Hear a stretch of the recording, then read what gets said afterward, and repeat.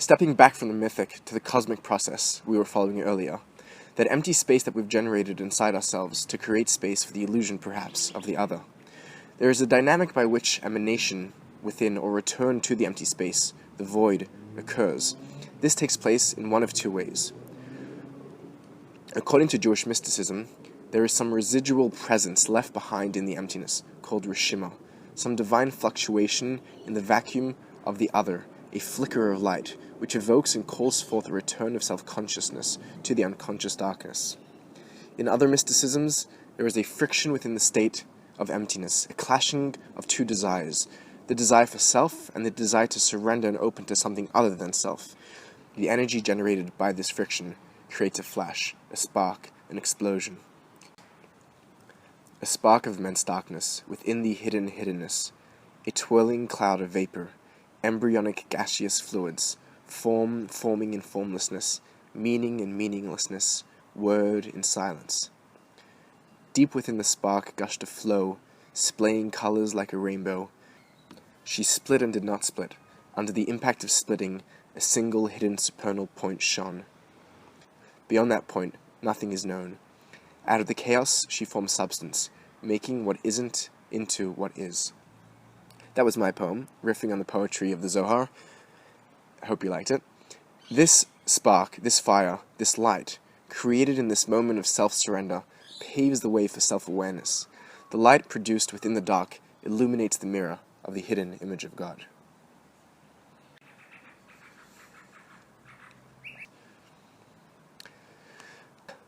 This spark, then, is the first emanation in a series of gradations of emanations until we get the world as we know her. The spark splitting itself from its original unity, replicating and multiplying exponentially, like a single embryonic cell dividing and dividing and dividing. In Pythagoreanism, the monad begets the dyad. In Neoplatonism, the first emanation from the one is nous, mind or intellect, which is the perfect image of the one and the perfect archetype of all things to follow. In Gnosticism, we get the pleroma, the fullness, the expansive light, followed by eons. The gods and the supernal light or consciousness descends through a series of stages, gradations, worlds of planes, becoming progressively more material and embodied. In Kabbalah, beginning with Keter, the infinitesimal point is the first step of the kav, the beam of light, passing through a series of parsas, curtains, lessening, coalescing, coagulating the divine flow. Likewise in Taoism, everything that exists is merely an aspect of qi, which, condensed, becomes life, diluted, is infinite potential.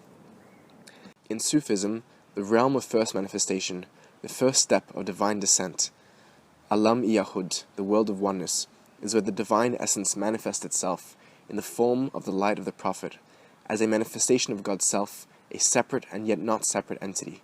Here God is first called Allah, which in Arabic means the worshipable one, because here for the first time there is an externalized being who can worship God. Like a certain Hindu mystic would say, I have divided myself into God and me. I become the worshipped, and I worship myself. Why not? God is I. Why not worship myself? This is what Burma would call the self-dividing of the infinite expanse of unconditional self into the I and the not I. In Taoism, the process as recorded in the Tao Te Ching goes like this. The Tao produced one, one produced two, two produced three, three produced all things. In which, according to parts of Taoism, means that Wuji, as we said before, the unlimited, the one which has no limitation, which in religious Taoism gets the personification of, get this, heavenly king of chaotic, never-ending primordial beginnings, produce Taiji, the supreme ultimate, the state of undifferentiated absolute and infinite potential, the oneness before duality. That is Tao creating one, and then one produces two. Taiji produces duality by separating yin from yang. Following this first emanation, if you're keeping track of just the whole cosmos in its first moments, of hatching, birthing, exploding, comes the second stage of emanation. In Neoplatonism, the world soul comes following the nous we mentioned earlier, as a bridge between it and our world. The world soul can go one of two ways, by either hanging onto its origin and unity in the nous, or it can roll with the physical world and become divided into many individual souls. In Pythagoreanism and Neo-Pythagoreanism, the dyad gives birth to the point, giving birth to the line, giving birth to circles and stick figures, etc. There is also an important and often internally disputed transition here in the scheme of emanation from emanator to emanation, from creator to creation, God to other. Where do I end and you begin? In Kabbalah, we'd call this gradual transition from ma'atzil to ne'atzal in olam ha'atzilut. In Sufism, this transition takes place in alam jabrut, the world or stage of the bridge, which is bridging the two, emanator and emanation, and is also the realm where the human soul is first formed. We're not going to continue tracing the story of emanations because each tradition has an intricate chain of becoming, sharing lots of unique similarities and unique variations as we've seen. I'll leave you with that to continue to explore for yourself, partially because I don't want to get bogged down in cosmologies, and because I want to continue with the thread of the story, the mythic, metaphysic, cosmic narrative that is heading somewhere. Eventually, creation is complete. In Gnosticism, God orders the elements into the seven heavens, the seven spheres.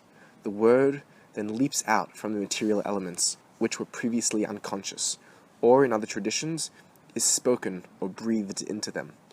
God then creates androgynous human in God's own image and handed over his creation to its stewardship. In Sufism, God created the physical world of Nasut, hiding himself in the human under many, many layers. This next stage may come out of order for some traditions, so forgive me for that, but it's a super important one, theologically and psychologically, and that is the stage of cataclysm, rupture, fall, or forgetting. In Neoplatonism, our world ought to be so pervaded by the world soul that its various distinct parts should remain in perfect harmony. But as we know for ourselves, unity and harmony are more rare than strife and discord, unfortunately. This is the fall from unity to divisiveness, from harmony to cacophony. In Kabbalah, it's called the shvira, the shattering and the fall/descent of the godly soul from her high heights to her lowly lows. In Sufism, it's the nisyan, the forgetting, which introduces the possibility for stupid things like greed, jealousy, and envy. This is represented by Adam and Eve eating from the tree in the Garden of Eden, the tree of knowledge of good and evil, which represents disharmony, the tree of duality, which separates unified nature into opposing parts, each withdrawn into themselves, rejecting unity, rejecting life. In some of these falling and shattering stories, there is an additional shared element that some of the myths have of fallen sparks. In Kabbalah, these are the divine nitzotzim, which fall from the pleroma into a lower instantiation of existence, waiting for us humans to regather them and reunite them with the divine. In Gnosticism, the material world is created by a demiurge, a lower created god, who, in the process of creation, traps the divine sparks that fell into the material realm within the human body. But all this happened with a purpose, a teleos, to return to the self, but at this time with a great degree of gold in tow, a returning light greater than the pure light that left, the perfect one which could not be perfected, shattered itself so that it could put itself back together with veins of gold filling the cracks, a journey from simple, unthinking, unreflective, unmanifest unity to a rich, diverse, complex, harmonious unity, shattering the white light to produce a rainbow. And with that, the loop is closed, the never-ending and never-beginning circle, the final becoming the first. The Son gives birth to the Father, to realize that it was never really other at all, that the concealment, the illusion, was just an illusion, the dream was all a dream. The way this process of return takes place is described differently by the various traditions, but they share, it seems, a common core.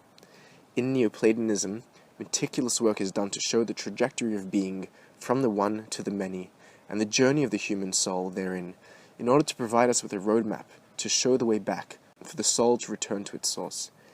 In Gnosticism, we have the idea that the soul must turn around to return to the one.